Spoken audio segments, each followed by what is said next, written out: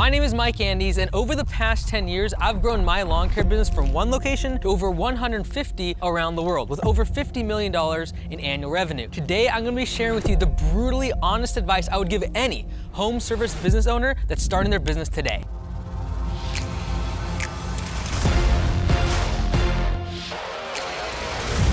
All right, so the number one thing is to make the business sellable. Now, you might actually want to sell your business one day, and this is a website called busienss.com, and you can see in here there's siding businesses, there's window cleaning businesses, there's electrical businesses, and they're selling anywhere from $400,000, $65,000, $10 million that these home service businesses are actually for sale.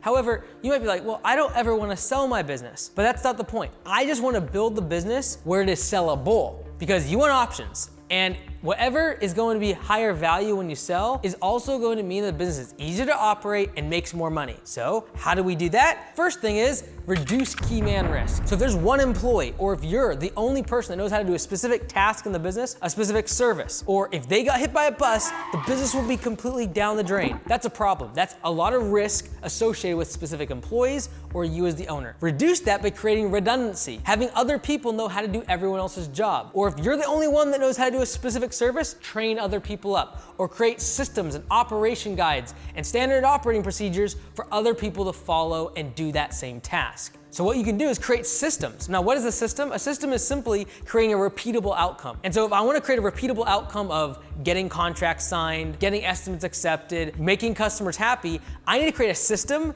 to make it repeatable every time. There's two ways in my mind that you can make systems. One is simplification and one is standardization. Simplification is just, how do I reduce this to the least amount of steps possible and take out complexity? Standardization is, how do I do it the same way every single time so I'd prevent any sort of mistakes from happening? And if I create systems, I create a repeatable outcome, guess what? It's more of a sellable asset. I could sell it to an investor, I could sell it to a competitor, or I could keep the business myself and go have a general manager or someone else run the business for me while I'm out on the beach or I retire. Another way I do this is creating more locations where I distribute the management between multiple people. I have general managers and I have a hierarchy of regional managers. This is all done so that I can make the business more sellable. Now keep in mind, if I'm making a business sellable, to actually improve the valuation of my business, I'm gonna be focused on customers and contracts. Buying more trucks and equipment, if I turn $40,000 worth of cash and turn it into $40,000 truck, I haven't improved the value of the business at all. I just took cash and I turned it into metal. If you actually want to improve the valuation of your business, you're gonna focus on generating more revenue, creating a website that generates a ton of leads. You're gonna have customers that are constantly coming back to you and buying from you over and over again. And you're gonna have a massive recurring database of customers that buy from you every single week, every single month, and over and over and over again. That's where the real value of a business comes when you're trying to sell it, and it makes it where it's more profitable even if you continue to own it yourself.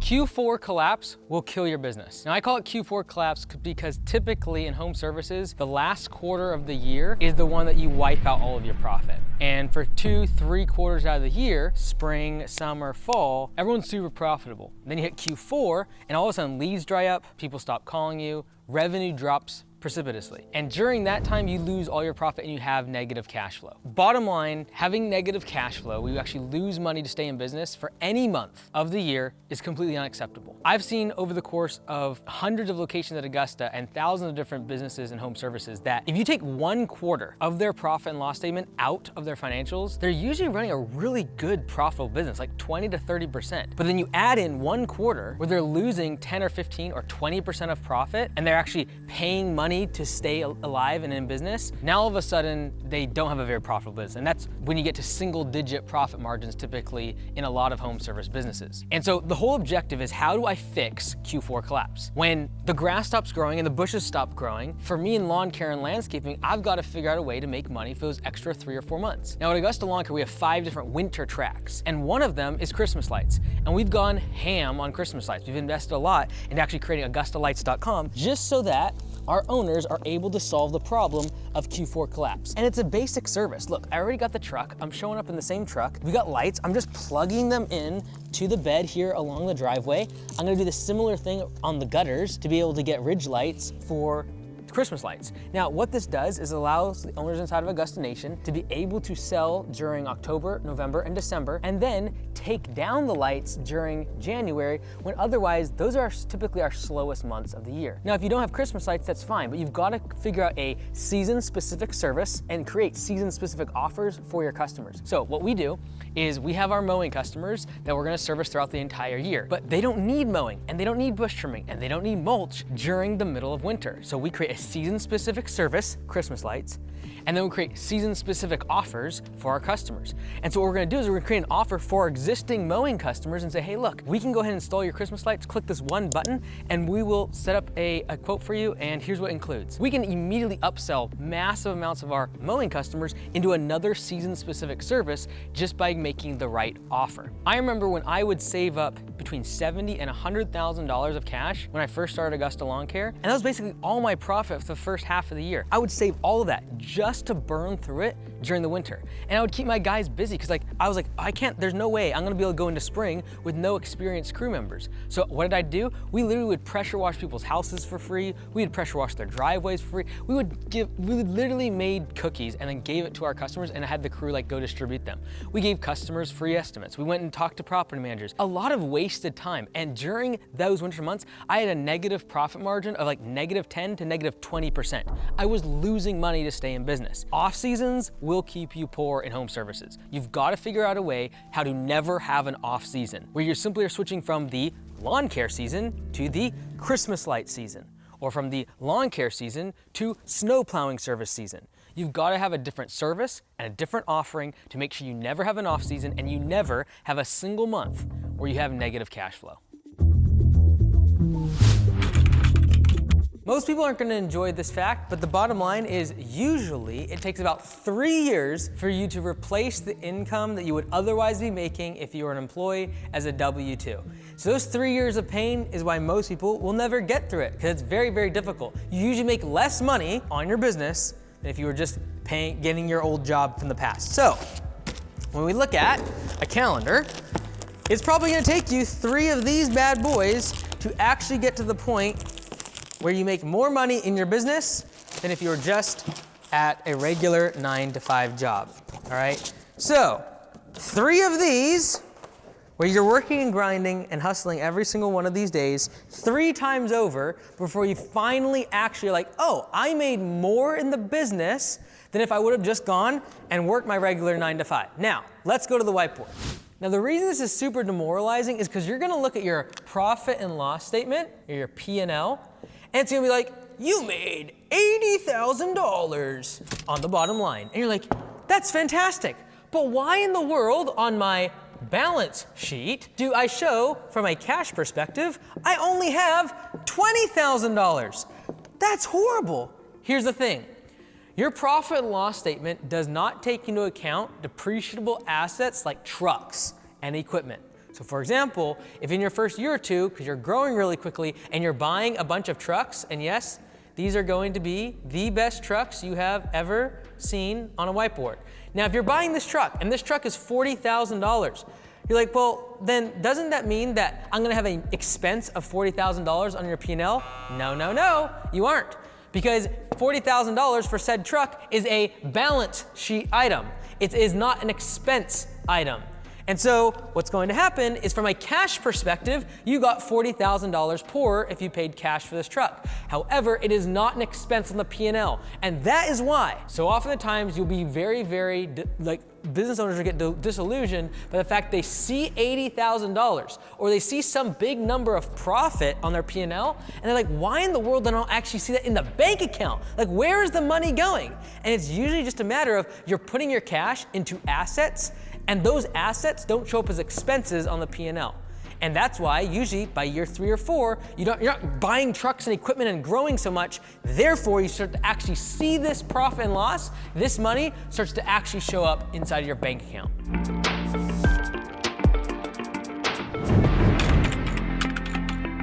When it comes to marketing, we want to make sure we boil the puddle. Instead of trying to boil the ocean and try to market to everybody, I want you to focus on direct response marketing to a very small segment of your target market.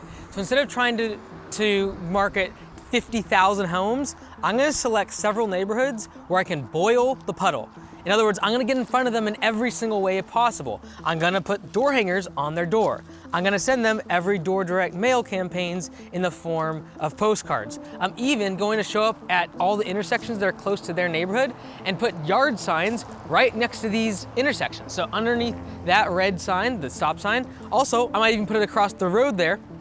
So when they're parked at the stop sign and they're looking into oncoming traffic, they can actually see my yard sign. I'm gonna do that all around my target market. But again, my target market is not my entire city. It's not my entire county. It's not the 3 counties surrounding me. I'm gonna start very, very small. Now, the whole goal in doing this is that we start with direct response marketing. Now, direct response marketing is not the end all be all. What we really want to achieve is brand awareness. Because when you have a good brand, it reduces your customer acquisition costs because you don't have to spend money in order to get actual new leads. If you have great branding, people just see your trucks and they go to your website and they submit an estimate request form. Direct response marketing though is different. Direct response marketing is I'm asking the customer to do something.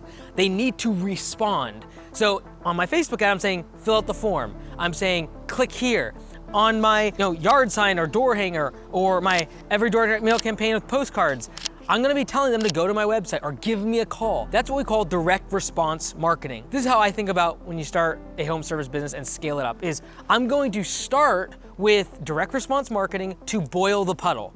So I'm gonna do the door hangers, I'm gonna do the flyers, I'm gonna do the postcards and the yard signs. I'm gonna do Facebook ads in this area and try to boil this puddle of several neighborhoods, maybe 1,000 houses. Over the course of time, if I get all my customers inside those neighborhoods, this is what's gonna happen. My trucks are gonna be driving through that property, through that neighborhood, every single day. And this actually happened in this market. Where we're standing right now is Blaine, Washington.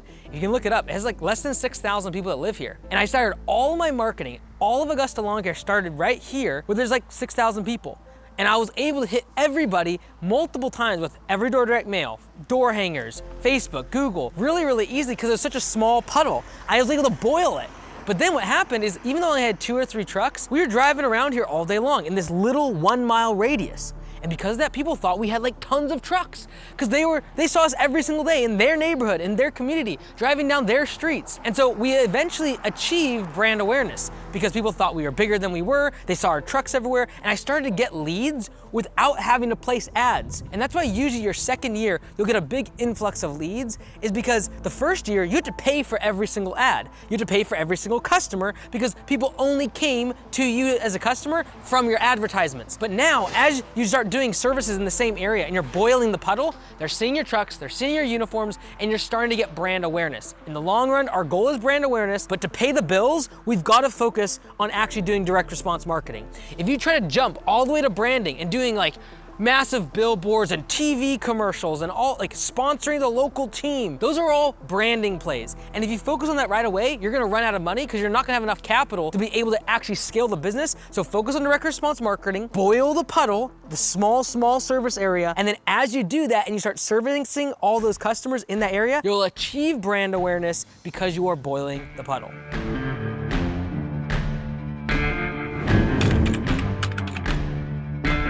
Building a 7-figure, $1 million lawn care, landscaping, or any home service business is a lot harder than it sounds. Everyone talks about building $1 million business as if everyone can do it. Here's the facts. In the United States, less than 10% of businesses that get started will scale past $1 million in annual revenue. And the vast majority of them will never even scale past 100,000. The ideology that everyone becomes super successful and is gonna build a 7-figure, 8-figure business is just unrealistic. Now, if only 9%, because that's what percentage of home service businesses start, actually get above $1 million. Let's just say it's 1 out of 10, and in a lot of industries a lot lower because the barrier to entry is so easy to get started with something like lawn care that most people don't even get above 100,000. But let's just say 1 out of 10 people that start a home service business are gonna build it past 7 figures. What that means is that as you build the business, you're going to have different hurdles you have to encounter. First off, you're gonna have to go full time. You're not gonna run a part-time 7-figure business and employ a bunch of people. It also means you're likely, if you're gonna go really fast, that you're probably gonna have to find debt or some sort of capital or an investor if you're gonna grow really quickly. And these are all challenges that you're gonna face along your way to growing a business to 7 figures. And each of those obstacles is what keeps 9 out of 10 people from growing the $1 million business. And so if right now you're growing the business, you're at 300, 400, 500,000, realize that the growing pains you're going through now and the challenges you're facing, like I can't find any employees. That's why 9 out of 10 people never scale to $1 million. You're like, man, I just got a lawsuit from a customer that sued me over something that's stupid. Again, this is why 9 out of 10 people do not grow a 7-figure business, because it's hard.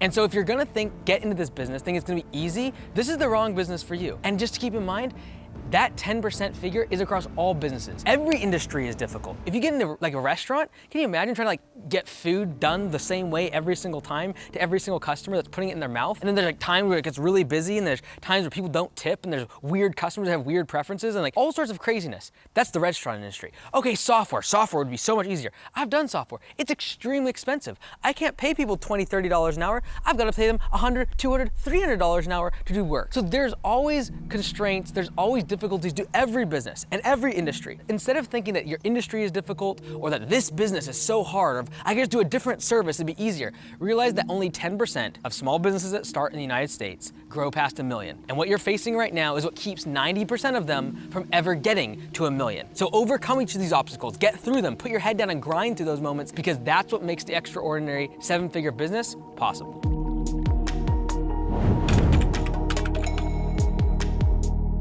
Not all growth is created equal. I like to think about your home service business as 3 different types of revenue. And the valuation of this revenue is very different when it comes to the enterprise value of your business. In other words, what is your business worth? So first off, we have one-time projects. These are gonna be jobs that the customer only needs done one time. Think of it like a new roof or new windows or an HVAC system. They're usually not gonna get a whole bunch of HVAC systems every week or 2 from you.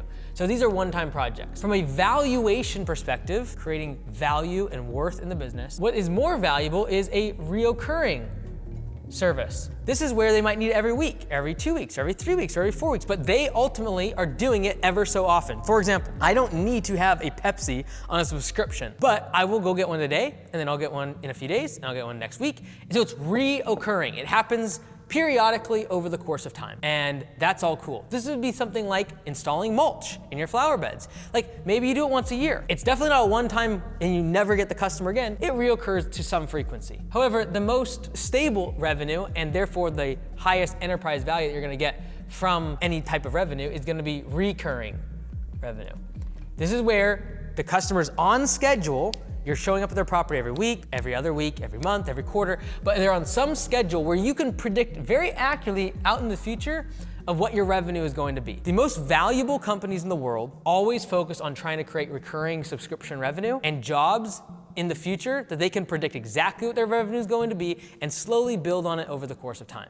And so if you're only doing one-time projects, I encourage you, for the sake of increasing the valuation of your business, try to create a maintenance division or some form of recurring revenue in the business. You could even create warranty programs that you sell on one-time projects, so that way you have a recurring stream of revenue coming in over the course of every single month, every single year, and that revenue is going to give you the highest multiple on your valuation of the business.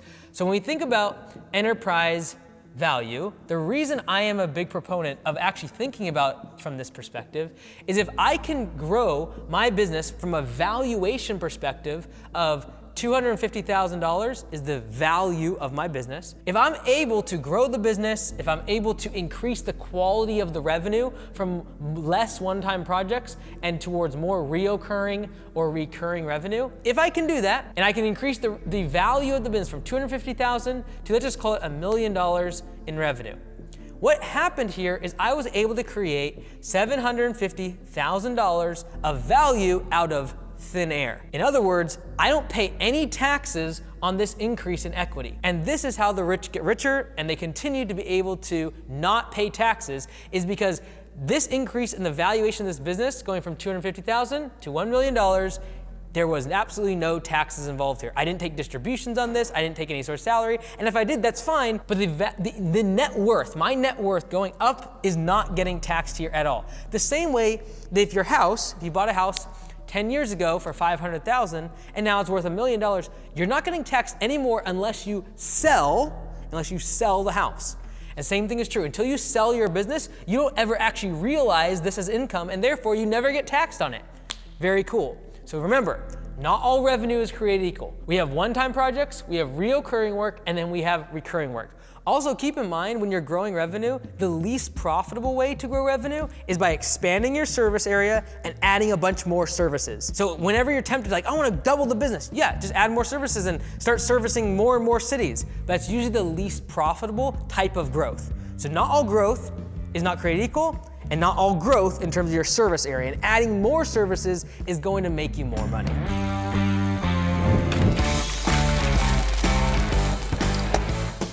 One thing I've found in the home service industry is that we are addicted to cold traffic. What I mean by that is we're always trying to face and find the new shiny customer. And we're always going after customers that we've never talked to, they're not in our database, they never heard of us, so we spend tons of money on advertising, Facebook, Google, every door direct mail. Not to say those things are bad, and you will need to go after cold traffic, especially at the beginning of your business. Many times, we neglect the warm traffic in our database. So instead of going after cold traffic, people have never heard about you, let's focus on the people that we've already done service for, or they've asked for estimates in the past and they just never accepted the quote. Doesn't mean they don't want service, they actually need our services. They've raised their hand in the past and said, hey, I need this specific service done. So why would I not go after them first? You can use text blasts, email blasts inside of Copilot and reach those customers and be like, hey, what about this other service? Would you like an estimate for that? And guess what? It costs you exactly 0 customer acquisition cost to get those people to buy more from you. All right, a little explanation, a little demonstration. We're gonna cook some ice cubes.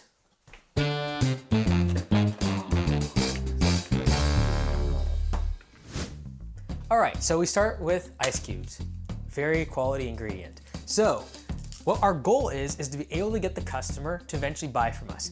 Think of this as a cold customer. They don't know about you, they've never heard about you, and we've got to warm them up with a whole bunch of advertisements. So let's throw a bunch of customers into the frying pan, also known as a pot, I think. I have no idea whatsoever because I don't cook. All right, so now we've got all these cold customers, these people that we potentially could sell to, but we've got to warm them up. And you might have heard the phrase where people will say you gotta advertise to someone 8 times or touch them 8 times before they even make a buying decision. And that is what we gotta do now. We're gonna turn on the heat, and this is all the time that's gonna go into advertising to them, sending them different door hangers and yard signs. They gotta see it, and they gotta see your trucks, they gotta see your uniforms, then they gotta see your website. This is all the warm-up process. And here's the thing, they're still cold, and it's gonna take a long time for them to become a liquid. The eventual process of this will be going from a solid, ice cubes, to then a liquid, water, and eventually it'll become a gas. But why not just start with just water, i.e. warm traffic? These people have already bought from me in the past. They're in my database. They've asked for service in the past. Now, I just take them from a liquid into a gas. And that is the objective. We're trying to take warm traffic, liquid, into wonderful paying customers. And if you want to get more customers, go to bluecollarsummit.com. We're gonna have a 3-day event where me, John Taffer from Bar Rescue, are gonna help you grow your business and again, take cold traffic into warm traffic and make more paying customers. We'll see you there at the Blue Collar Summit. Oh man, all right. Stick to business, Michael, stick to business. At the end of the day, we want to keep it really, really simple. In other words, keep it simple, stupid. When we think about home services, I like to think of it like this.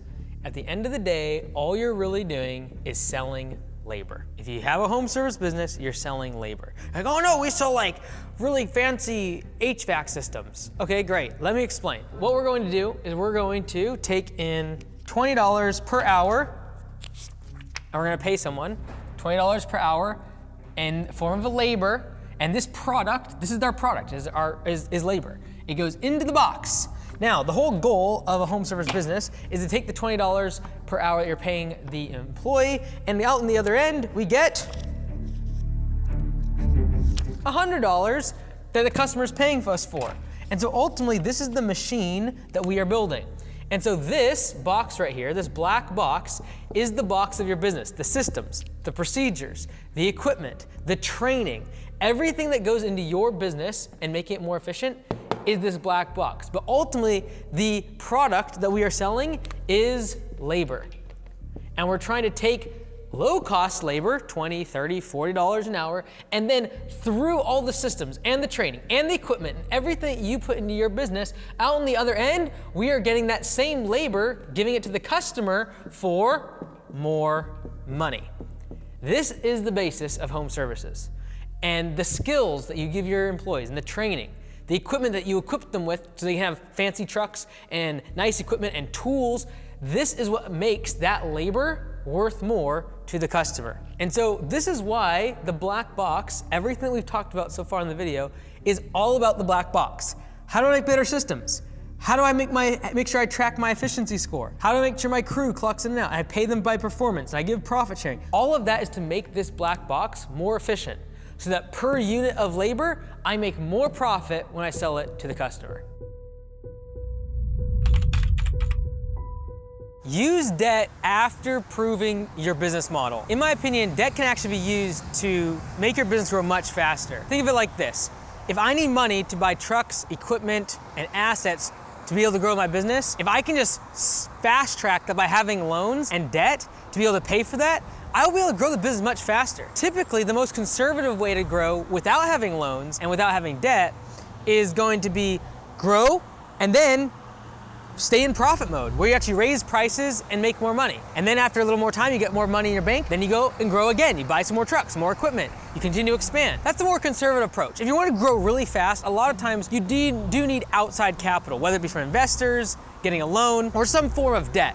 Even if you use credit card debt. Not advised, but it's possible. Ultimately, adding debt adds risk to the business. For this reason, I usually recommend that before you go out and get debt, prove that your business model actually works. The reason I say this is because more than half of small businesses don't last 5 years. And so if you're gonna saddle yourself up with a whole bunch of debt in your first year without proving the business model, without knowing your labor market, without knowing the seasonality of your services, without knowing your customer and what they're willing to pay, if you don't know those things and you have all this debt, you have opened yourself up to a massive amount of debt that even if the business fails, you've still gotta go pay that off or declare bankruptcy. And so I'm a big proponent of using debt after you've proven your business model.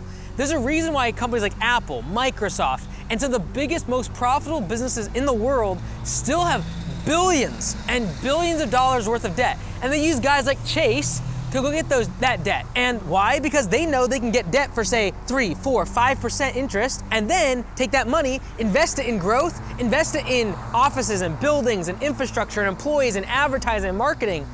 And then by doing that, get like a 10 or 15% return. Ultimately, if you can get debt and then be able to make a better return on investment than the interest rate you're paying, technically, that's a good deal.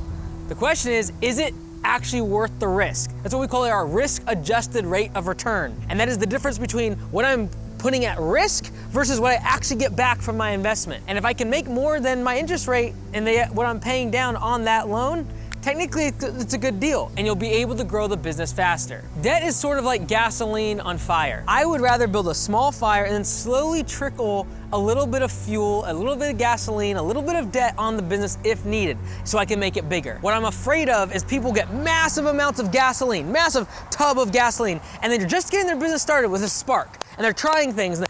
That's a huge risk. All of a sudden that could immediately combust. The business could grow really fast or the business could just blow up. And that happens more often than not, and I recommend waiting until you've proven the business model, you understand how to make profit in the business, and then use debt to scale the business faster.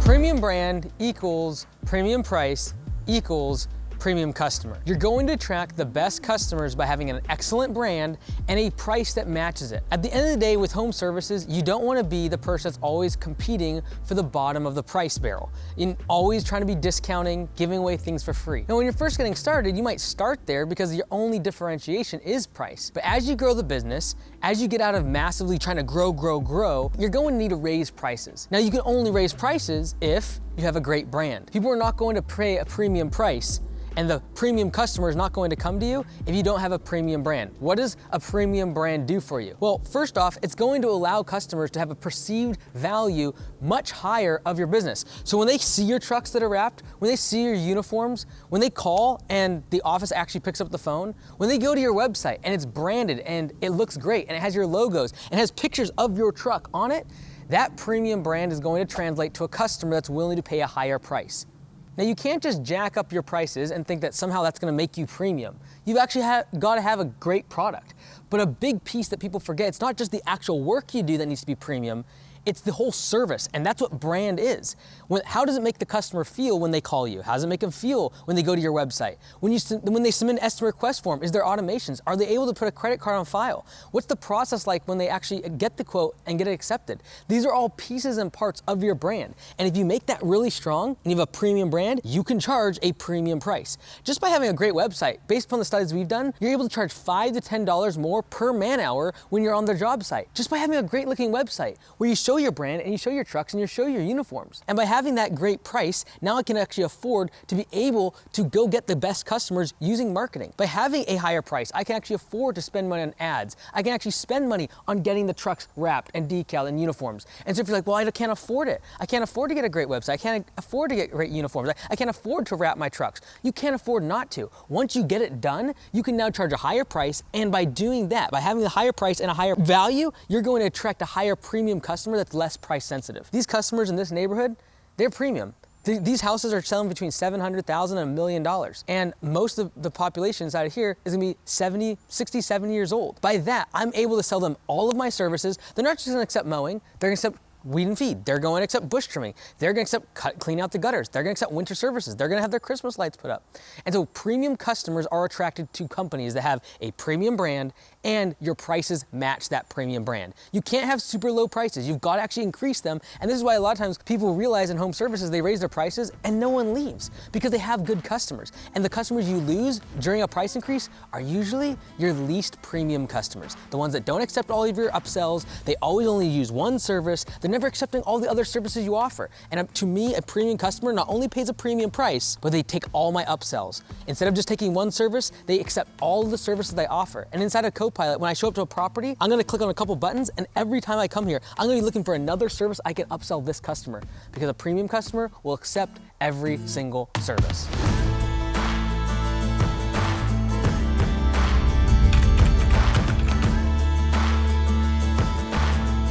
The average home service business stinks. The industry, the service, just the entire thing stinks. Here's why. Because the cost of goods sold, or the COGS, inside of home services is really brutal. Usually 40 to 50% of all your revenue goes out the door to cost of goods sold, or direct costs. Well, what are those? Those include your materials, but it also includes direct labor. And that's the challenging part with any service business, is the fact that you have to actually pay people an hourly wage or a salary to actually go do the work. It's part of your cost of goods sold, which means you have a low gross profit. What that means is, if you take your revenue and you take out your cost of goods sold or your direct costs, then you have a gross profit margin. And in most of our businesses, that's like maybe 50 to 60%. Not excellent, not great. On the other hand, if you're selling something like software, it might only cost you $10 or $15 per month of like server space and like actual hard costs of sending out text messages and emails. But then you're charging the customer hundreds of dollars per month. In the software business, you actually have like a 90 or 95% gross profit margin because you don't have a lot of cost of goods sold. And if tomorrow you don't hire anybody, the software kind of keeps going, which makes it nice. You have a higher gross profit margin. Now, not to say that software is easier by no means, but it does mean to say it's a higher margin business, because in home services, I have to pay more money for every single unit of more revenue that I collect. Because if I don't do more work and I don't do more labor on the customer's property, I can't sell them more services. So a low gross profit margin and high cost of goods sold makes this industry very difficult. Another reason why home services stinks is because it's very solo operator constrained. And that is, it's easy to grow to 100,000+ just by yourself, but scaling past that, where you have employees, is extremely difficult. And it's not like where I can just build one thing and then rent it out to a bunch of people. It's not like I'm doing an Airbnb and I just like can fill more people and raise the prices. Instead, if I'm gonna grow the business, I actually have to hire more people. And going from a worker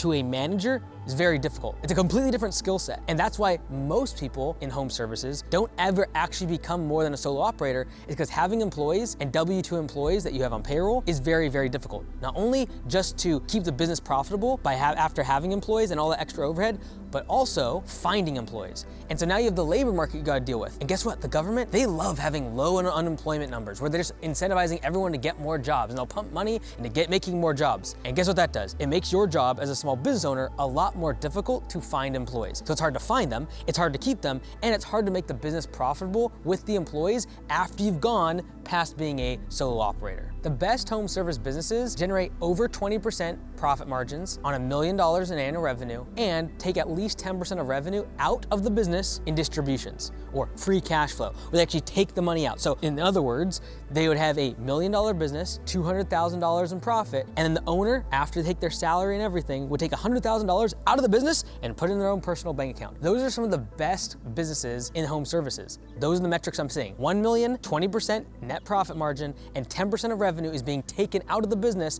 and put in the bank account of the owner. The vast majority of home service businesses run a very low profit margin business because they think that they're competing on price. When in reality, if they had a high value brand where they could charge a premium price, they could actually raise prices and immediately double or triple their profits. And so because we don't think our services are very sticky and we keep our prices low and we try to compete on price, it makes our profit margins abysmal in home services. In my opinion, the only way to win in home services is to be able to have a premium price that you're charging customers, and then use technology with your higher margins, invest in the technology to be able to make you more efficient than anyone else. So whether it be robotics, whether it be software, these are all things, this is technology that's gonna allow you to do the job for a lower cost to the customer. It's gonna reduce your labor expense. It's going to make you more efficient. And so using technology after you're charged a premium price to the customer makes the business great. And again, I said the average home service business stinks, and I stand by that. But this is the bottom line: don't be average, because the average business will go out of business in the next 5 years. So to stay in business, be profitable, and stay in home services, charge a premium price, and then use technology to become more efficient than all of your competition.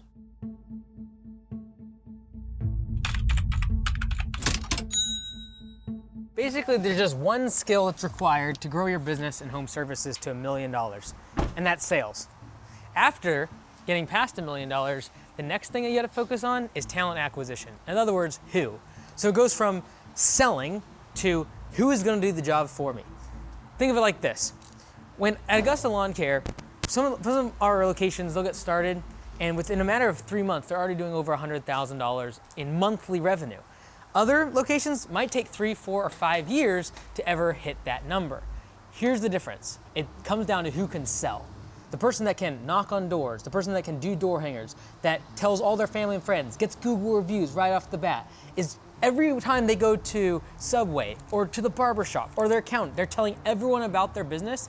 That's the person who's going to grow the fastest to $100,000 per month in revenue. And that can happen in a matter of a few months. It can take years. It all comes down to your ability to sell, your ability to follow up, your ability to convince customers to do business with you, and the ability to be able to put on your boots, start pounding pavement, getting in front of customers' faces, and convincing them to buy from you. After you pass $1 million in annual revenue, especially get $2 or $3 million in annual revenue, it really comes down to who are you hiring. And I still remember the first person that I hired for over $20 an hour, and I was like, oh my word, this is crazy. Then I remember the first person I paid 6 figures to. Oh my word, this is insanity. I remember when I hired the first person for multiple 6 figures, like their very first day of work. And every single time it was insanity to me, because it was like all this risk. And then you realize that is what unlocks a massive amount of experience and talent that will let you go to the next level. So recently, we've had massive bottlenecks when it comes to technology. And so finding engineers and product people and UI and UX, those were big bottlenecks for me. And then I just realized I need to find who had the solution to my problem. This was simply a talent acquisition game. And so going out and finding great people, attracting them to your organization, putting them in general management positions, regional manager positions, office manager positions, sales people. These are the type of positions you'll then have to fill to go from $1 million to 10 million.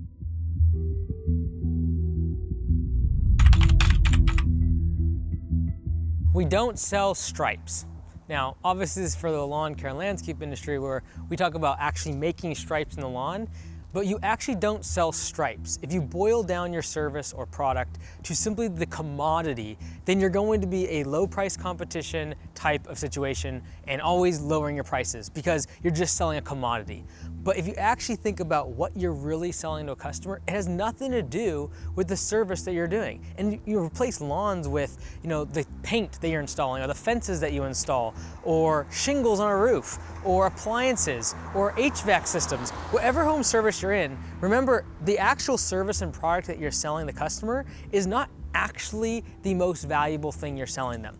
For example, it's not stripes that we're selling. We're selling peace of mind for people that are out of town. They might be a snowbird where they're away for 3 or 4 months and they want to make sure that their property looks good while they're away so people don't think that their house is vacant. You are also selling time. Like the customer would probably take 2 or 3 hours to mow their lawn. I can do it in 20 minutes. I'm saving them a massive amount of time. And here's the thing, if they're 75, 80 years old, time to them is worth a lot. And so you might be like, oh my goodness, this seems so expensive to charge them $800 for a property cleanup or for whatever service you offer. And yeah, to you it is because you're not the target market. You're not their age, don't have their type of net worth. And remember, you're not selling the property cleanup. You're not selling trimming a few bushes and hauling it off to the dump. What you're really selling, in this case, is status in the community, in the local neighborhood. They want their neighbors to be able to drive by, see their property's being taken care of by a professional service, and it looks good. You're also selling insurance. Like, think about insurance. You don't even use it. So what are they selling you? They're selling you peace of mind. They're selling you that if something goes wrong, they're gonna be there to take care of you. And when I'm trimming bushes off of a house, I'm giving them the peace of mind, the insurance that their biggest asset, their house, is gonna be taken care of. And the thing about home services is, for a lot of our customers that are baby boomers that have paid off their house or they have a ton of equity in their house, it's the biggest part of their net worth and of their portfolio is the equity in their house. So you're actually providing asset protection when you're taking care of the home, improving it, repairing it, maintaining it. And so think of those sort of benefits that you're giving the customer. The insurance, the time that you're saving them. These are the actual benefits that you're selling them that are worth much more than just the stripes, just the wood, just the things that you do around the property that we can all commoditize and make cheap. And if you think about it that way, you'll be able to sell to that premium customer at a premium price. And if you're selling to first-time home buyers or millennials, like working professionals, keep in mind that you're also selling pride of ownership. This is their first house they just purchased. It's a super big deal to them to keep it maintained. All right, so I've shared so far brutal advice I'd give to every home service business owner. But really, if you're like, what's the secret? What's the fix to every business problem I have? All right, 90% of your problems will be fixed with one thing, and that is raise your prices. I know, it's mind-boggling, but if you go back to the turnaround shows that I've done over the past year to over 30 small businesses and try to help them turn around, most of which were in the home services, almost all of them could just fix their problems by raising their prices. Here's why. If you have a 10% profit margin business, which means I'm doing $500,000 in annual revenue, I'm drawing $50,000 in profit. If I raise my prices by 20%, so now instead of making $500,000, I'm gonna make $600,000 next year. Well, if I make $600,000 instead of $500,000 and I have the exact same operational efficiency, I am now going to be profitable by $150,000. So I went from $50,000 in profit, or 10% of 500, to now being $150,000 in profit on $600,000.